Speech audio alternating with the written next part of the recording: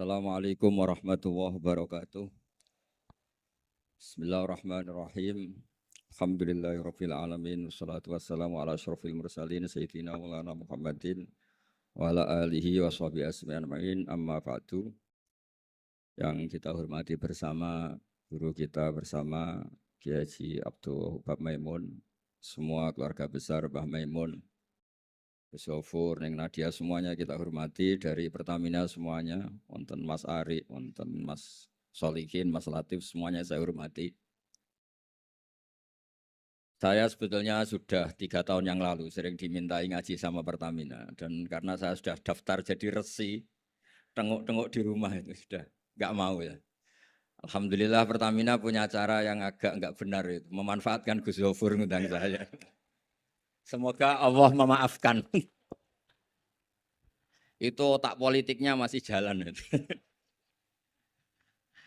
Tapi alhamdulillah semoga ini kesalahan yang dimaafkan Allah Subhanahu wa taala. Karena politik itu penting. Dulu itu ada orang berdoa di depan makam Rasulullah SAW. Itu doanya itu agak mengganggu, agak menteror. Ya Allah, jika saya jadi orang baik, maka yang senang ini kekasihmu, yaitu Rasulullah SAW. Tapi kalau saya jadi orang jelek, itu yang senang musuhmu, yaitu setan. Monggo terserah, jenengan mau menyenangkan kekasih jenengan atau menyenangkan musuh jenengan, monggo. Itu kata Allah, ini agak repot. Intinya terus, ya sudah kamu jadi orang baik saja, biar kekasih saya seneng. Jadi kadang-kadang hubungan dengan Allah juga harus pakai politik gitu. Jadi in kuntu sholihan surra habibuk. Kalau saya jadi orang soleh maka yang senang kekasihmu. Kalau saya jadi orang jelek yang senang itu musuh engkau. Terserah jenengan sebagai Tuhan milih mana, menyenangkan kekasihmu atau menyenangkan musuhmu. Jadi kadang-kadang dalam dunia ngaji itu juga harus ada akal-akalan gitu. Saya berkali-kali jadi korban. Sebetulnya saya senang uzlah itu bukan karena apa-apa. Satu, iktifa dengan kiai yang sudah ada. Kedua ya, bapak saya itu namanya Kiai Nur Salim, itu punya bapak namanya Mbah Nur Sam. Sepuh-sepuh itu memang uzlah. Mungkin faktor gen. Jadi saya membatasi sekali. Tadi neruskan ngajinya Gus Gofur, saya disuruh agak lama, tapi bukan lama, agak lama itu ya 15 menit. Sambil nunggu Gus Idror. Tadi beliau cerita Mbah Maimun itu menjadikan belajar itu torekoh. Torekoh itu ilmu, kata Mbah Mun, mengajar. Jadi beliau saking tawaduknya enggak pakai bahasa Arab. Memang teks hadisnya itu, Arabnya itu ad-dunya mal'unah. Mal'unun ma fiha illa dzikrawah wa ma walahu. Aw aliman aw muta'aliman. Jadi dunia ini semuanya terlaknati. Kecuali yang terkait ingat Allah, ingat belajar, ingat ilmu. Saya sering, karena saya ini termasuk peneliti, saya bikin analogi. Ada rumah itu lengkap, ada kamar mandinya, ada kamar tidurnya, ada makanannya. Tentu yang masuk rumah itu terburuk itu adalah nggak ngerti yang punya rumah itu siapa. Nggak punya rumah itu siapa, kamu langsung makan, langsung tidur, langsung memanfaatkan isi rumah itu. Tanpa ingin tahu yang punya siapa. Betapa buruknya itu. Nah, kira-kira seperti itulah pengajaran kita di pesantren. Pertama yang harus kamu ngerti itu ma'rifatullah. Kamu tahu yang punya dunia ini siapa.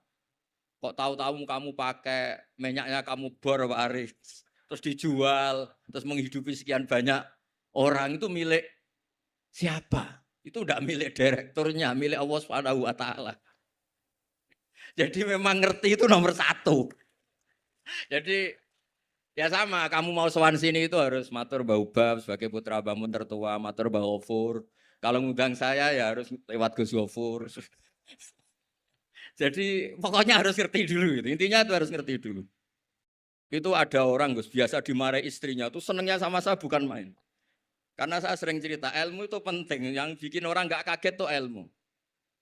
Kamu tahu kan istri kamu pantangannya itu kamu pulang nggak bawa uang, sudah gitu punya cerita di luar kamu tuh nggak macem-macem. Ya Gus tahu. Setelah pulang betul-betul tidak bawa uang, ada kabar kamu macam-macam. Istri kamu marah, tidak marah.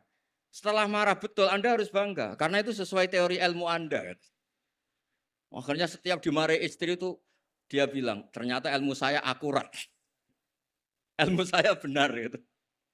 Jadi ilmu itu penting supaya kalau kita ngalami apa itu tidak kaget. Di mana-mana atasan itu ya marahi bawahan. Bawahan itu takut sama atasan. Suatu saat kamu dimarahi Pak Ari, ya berarti sodako ilmu saya memang akurat. Karena tidak ada ilmu yang mengajarkan bawahan marah sama atasan. Ya sudah anggap saja itu sesuai teori. Jadi enak lah, anut ilmu itu enak. Tadi kalau Gus Zofur cerita dulu di Madrasah Sarang sampai di Al-Azhar, itu takutnya Kiai itu kalau diancam santri itu boyong. Memang ketika saya ngaji sama mas saya Sarang termasuk sama Mbak Ubab itu masyhur itu. Kalau ada orang nggak naik kelas, itu kiainya diancam saya naik atau kembali ke terminal. Itu kiai biasanya takut. Itu cerita terkenal. Ternyata di Al-Azhar sama. Tadi ada anak Thailand nggak hafal 8 juz, bawa tiket Gus. Saya pulang ke Thailand nggak jadi orang, Pak dosen yang dosa. Lulus. Nah itu di cerita-cerita yang diceritakan Said Muhammad termasuk di Abu Abul Farad juga gitu. Ada orang tuh dosanya banyak sekali, kesalahannya banyak sekali. Sampai diceritakan itu kesalahannya digelar itu tis'atan wa tis'ina sijillan. Kullu sijillin maddul basor. Jadi dokumen kesalahannya itu 99 bok kotak, per kotak itu sepanjang mata melihat. Sampai orang ini putus asa karena pasti masuk neraka. Tapi kata Allah, kamu tenang saja. Dan Allah itu sangat, ya kalau boleh dibahasakan itu sangat fair. Sampai Allah tanya, adzolamat kakatabati, apa para penulisnya itu dolim sama kamu? Sehingga sentimen, kalau kamu jelek ditulis, kalau baik gak ditulis. Enggak Gusti, memang saya salah betul. Jadi di antara pertanyaannya Allah itu adzolamat kakatabati. Akhirnya terus sampai itu nyata salah, terus kata Allah, la zulma alaikal yaum. Kamu tenang saja, kamu punya satu kebaikan. Terus Allah mengeluarkan satu kotak kecil. Terus kata orang itu, sudah Gusti, gak usah, gak penting. Masa 99 box dilawan kotak kecil. Tapi di situ isinya itu kalimat la ilaha illallah Muhammadur Rasulullah. Ketika malaikat disuruh nimbang sama, coba timbang kesalahan yang sebanyak itu dengan hadil kalimah. Fato sat as-sijillat. Ternyata yang menang itu kalimat la ilaha illallah, yang ini salah. Gak diabaikan. Itu terus kata hadis terakhir, fala yaskulu ma'asmillahi ta'ala sayun. Dibanding kalimat ini semuanya itu enggak ada artinya. Karena kira-kira logikanya gini, malaikat bisa diteror sama Allah. Kamu berani ngabaikan nama saya. Jadi kalau saya dipanggil orang 1000, terus satu Gus Zofur, itu milih Gus Zofur. Kamu berani mengabaikan putra Mbah Maimun, kan saya enggak berani. Jadi kira-kira gitu. Malaikat ditanya sama Allah, kamu berani mengabaikan kalimat la ilaha illallah? Ya tidak berani Gusti, ya sudah menangkan. Jadi intinya itu penting sekali kalimat-kalimat thayyibah la ilaha illallah Muhammadur Rasulullah, sujud tadi yang diajarkan Gus Zofur. Apalagi tahajud, terus dilihat anak, katanya seneng sekali. Ternyata bapak saya ahli tahajud. Kalau enggak dilihat ya diceritakan Gus bagian. Tapi apapun itu supaya analogi, agama itu dimulai diantaranya selain Quran, hadis, ijma itu kias. Kias itu analogi. Ya kayak tadi, kamu masuk rumah, di situ semuanya lengkap, fasilitas lengkap, kamu pakai aja tanpa terlintas tahu yang punya itu siapa, yang mengizinkan itu siapa. Betapa buruknya itu. Sama betapa buruknya kita nikmati alam raya ini kemudian tidak tahu yang punya siapa. Nah, mengerti itu disebut ma'rifatullah. Sehingga orang yang tidak ngerti itu termasuk dalam riwayat tadi, ad-dunya mal'unatun mal'unun ma fiha illa dzikrawah wa mawalahu au aliman au muta'aliman.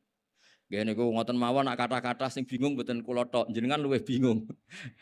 Mergo napa nggih? Repot kabeh lho. Ilmu nak kakean repot. Kula mawon repot malah jenengan repot. Soale tak janjeni swarga ngoten mawon kersane seneng. Mau jare Gus Gofur ngoten. Ado-ado Semarang rene numpak bis mlebu hadis man salaka tariqan yaltami sufi ilman sahalallahu lahu tariqan apa ilal jannah. Jadi pokoke ngaji teng adat pesantren guys, pokoke sing seneng wis mboten ngancam-ngancam wis. Wong ni wasiate bapak kula. Bapak kula sering cerita, wong ning omah diamuk bojone utange akeh, ning tempat ngaji diancam neraka. Dadi ning omah diancam ning tempat ngaji diancam dari min jahanam ila jahanam. Kata bapak saya, pokoke ngaji ku sing seneng. Alhamdulillah, guru saya juga guru bapak saya, Mbah Maimun tuh kalau ngaji ya guyon itu. Sampai pernah beliau cerita, Aku tahu disalahno wong, ngaji kok guyon terus. Dawe Bamun lucu.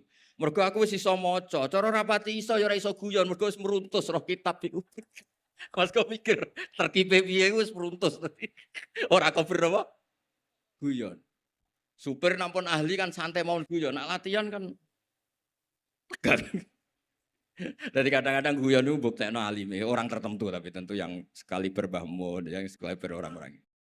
Ya mboten mawon kula kepengin nggih pokoke jenengan ngerti lah kenapa yang tidak malun, yang tidak terlaknati itu orang yang ngerti. Karena kamu masuk Pertamina harus tahu direkturnya siapa, prosedurnya kayak apa, masuk rumah juga gitu, nyupir juga gitu. Pertama yang harus tahu ini remnya kayak apa, semuanya harus tahu. Dan tentu di alam raya ini yang penting adalah tahu. Makanya Imam Bukhari ketika cerita babu fadilatil ilm, terus beliau mendalil qala ta'ala fa'lam annahu la ilaha illallah fabada'a bil ilmi. Kata beliau kalimat yang menyelamatkan dunia akhirat itu la ilaha illallah Muhammad Rasulullah. Hanya kata ilmu yang bisa mendahului kalimat itu yaitu fa'lam annahu la ilaha illallah. Jadi kalimat yang sesakral itu enggak ada kata yang mendahului kalimat itu kecuali kata ilmu yaitu fa'lam. Kata Imam Bukhari fabada'a bil ilmi. Nggih ngoten mawon Mas Ari, matur nuwun sanget. Assalamualaikum warahmatullahi wabarakatuh.